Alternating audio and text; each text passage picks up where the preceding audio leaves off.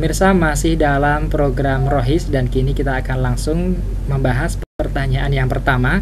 Datangnya dari nomor 0858703778 sekian. Ya, ini pertanyaan pertama nih Pak Ustadz. Bagaimana hukumnya menyuruh suami untuk sholat, Pak Ustadz? Bismillahirrahmanirrahim.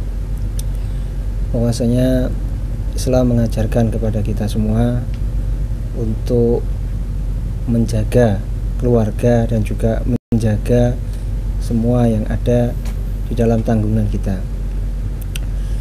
Perintah sholat merupakan perintah yang harus dilaksanakan oleh setiap muslim sesuai dengan firman Allah Subhanahu wa taala, a'udzubillahi minasyaitonirrajim, wa aqimus sholata wa atuz zakah. Perintah untuk melaksanakan sholat ini merupakan kewajiban, sehingga seandainya kewajiban itu belum ditunaikan, maka apabila ada salah satu keluarga yang bisa untuk memberikan nasihat untuk itu, maka dia berkewajiban untuk memberikan nasihatnya. Memang aslinya yang berkewajiban untuk menasehati ini adalah suami kepada istrinya. Tetapi dalam kondisi ketika suami juga tidak melaksanakan perintah agama, maka istrilah yang berkewajiban untuk menasihati suaminya. Karena Rasulullah SAW bersabda, ad-dinu an-nasihah, ya, agama ini adalah nasihat. Para sahabat ketika itu bertanya, kulna liman ya Rasulullah, untuk siapa wahai Rasulullah? Yaitu lillahi wali kitabihi wali rasulihi wali a'immatil muslimina wa ammatihim. Jadi nasihat untuk Allah, karena Rasulullah, karena kitabullah, karena pemimpin-pemimpin Islam, dan juga karena para orang-orang awam di antara mereka. Ini artinya semua harus memberikan nasihat, ambil bagian di dalam memberikan nasihat. Nah, bagi istri yang suaminya belum sholat, memberikan nasihat dengan cara-cara yang baik, sebagaimana firman Allah Subhanahu wa taala, a'udzubillahi minasyaitonirrajim, ud'u ila sabili rabbika bil hikmati wal mau'izatil hasanati wajadilhum billati hi ahsan. Surat An-Nahl ayat 125. Di sini disebutkan bahwasanya mengajak ini dengan cara yang hikmah, dengan cara yang santun, dan juga memberikan nasihat yang baik. Jadi, seorang istri ketika menegur kepada suaminya juga dengan cara-cara yang baik, ya. Misalnya awalan bertanya dulu kenapa tidak sholat, ya. Atau kemudian setelah itu dengan dakwah dengan cara yang baik, memuliakan suami, ya. Iqra, memuliakan suami, tetapi punya tujuan untuk menasihati dia dengan sholat. Misalnya memberikan hadiah kepada istri, baik itu cenderamata atau apa, kemudian nanti salah satunya diberikan peci misalnya, diberikan sarung misalnya, atau memberikan kartu ucapan kepada suami, ya, suamiku tersayang, ya, engkau adalah pujaan hatiku terus. Begitu, ya, biar lebih romantis ya, ya, Pak Ustadz, ya. Nah, terus setelah itu di bawahnya ditulis, semoga kelak kita dikumpulkan bersama, ya, di akhirat nanti sebagai orang-orang yang beriman dan termasuk orang-orang yang mendirikan sholat, sebagai yang disebutkan dalam surat Ibrahim, Rabbij'alni muqimas sholati wa min dzurriyyati. Ditulis di situ, ya Allah, jadikanlah aku dan anak keturunanku orang-orang yang menjalankan sholat. Nah, namun nih Pak Ustadz, biasanya kan yang terjadi kan ketika sang suami itu dalam keadaan mungkin capek kayak gitu dan emosional, seperti itu Pak. Jika sang istri menyuruh untuk sholat, balasan dari suami itu malah marah-marah dan sebagainya. Nah, kayak gitu gimana Pak Ustadz?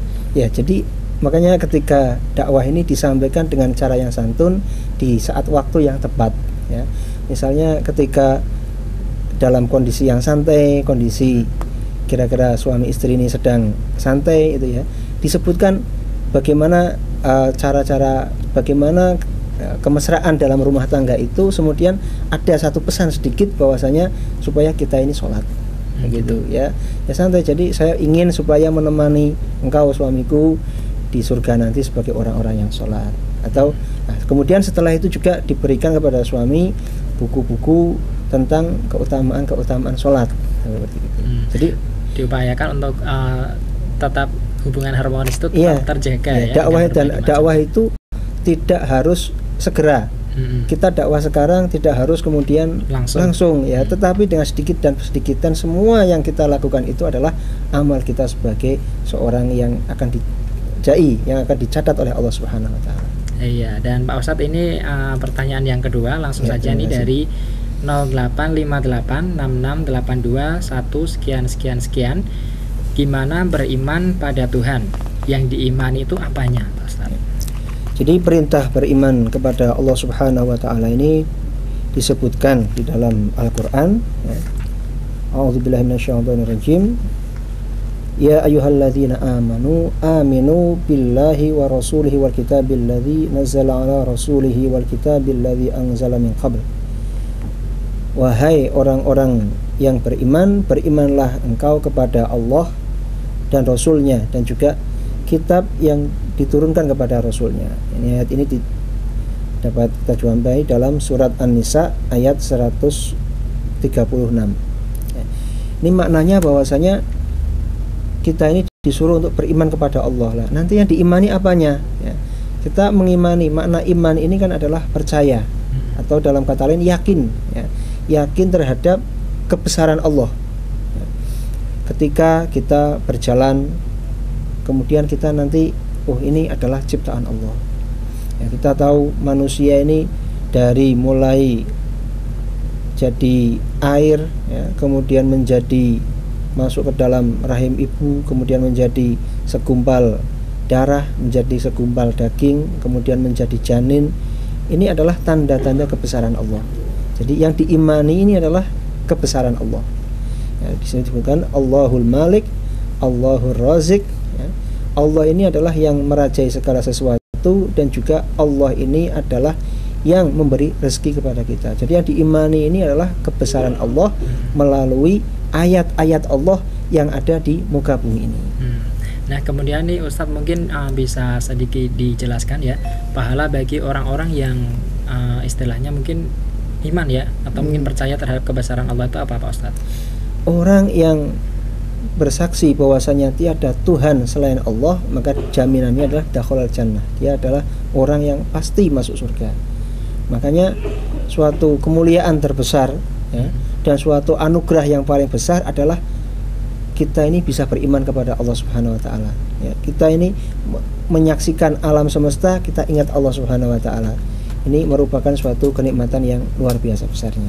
Oh gitu ya. Baik Pak Ustadz, ini masih ada banyak sekali pertanyaan, dan buat pemirsa Batik TV yang ingin bertanya pada program Rohis ini, jangan lupa kirim SMS, ketik Rohis spasi alamat spasi pertanyaan, kirim di nomor yang tertera di layar kaca. Dan pemirsa, Rohis akan kembali sesaat lagi.